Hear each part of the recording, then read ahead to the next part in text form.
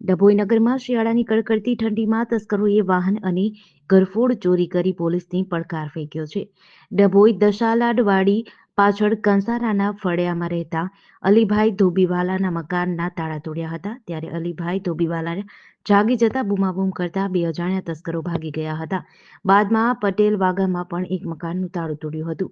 ત્યાંથી ભાગ્યા બાદ ઝારોલા વાગામાં હિરેનભાઈ શાહના મકાનનું તાળું તોડી ચોરીનો પ્રયાસ કરતા તેઓના ઘરમાં પેટી પલંગ તિજોરી કબાટો તોડી નાખ્યા હતા. તેઓના ઘરેથી રોકડા $3,000 ચોરી થયાનું પ્રથમ દ્રષ્ટિએ જાણવા મળ્યું છે. તેઓની બાજુમાં જ પસાજી મારવાડીની વાસણની દુકાનના તાળા તોડી ₹60,000ની રોકડ લઈને ભાગી ગયા હતા. જે બાદમાં તાઈવાગામાં શબીરભાઈ ચાંદભાઈ નસવાડીવાલાના ઘરના તાળા તોડ્યા. આ જ વિસ્તારમાં અન્ય ઘરનું પણ તાળું તૂટ્યું હતું. બાદમાં ટ્રંકવાલા પરિવારની ઘર આંગણે તાળું મારી પાર્ક કરેલી એક્ટિવા ચોરી કરીને ભાગી ગયા હતા.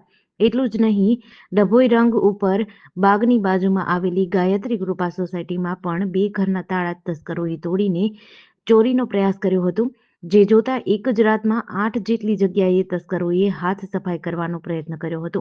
આશ્ચર્યની વાત એ છે કે અત્યાર સુધી 4 ભાગોળના મુખ્ય ટાઉનમાં તસ્કરો ત્રાટકતા ન હતા અને માત્ર સોસાયટી વિસ્તારને જ ટાર્ગેટ કરતા હતા. પરંતુ ગત રાત્રે તો 4 દરવાજાના અંદરના ભાગે 6 જગ્યાએ તસ્કરોની ટોળકીએ વિસ્તારને નિશાન બનાવતા ડભોઈ પોલીસના પેટ્રોલિંગ પર સવાલો ઉઠ્યા છે.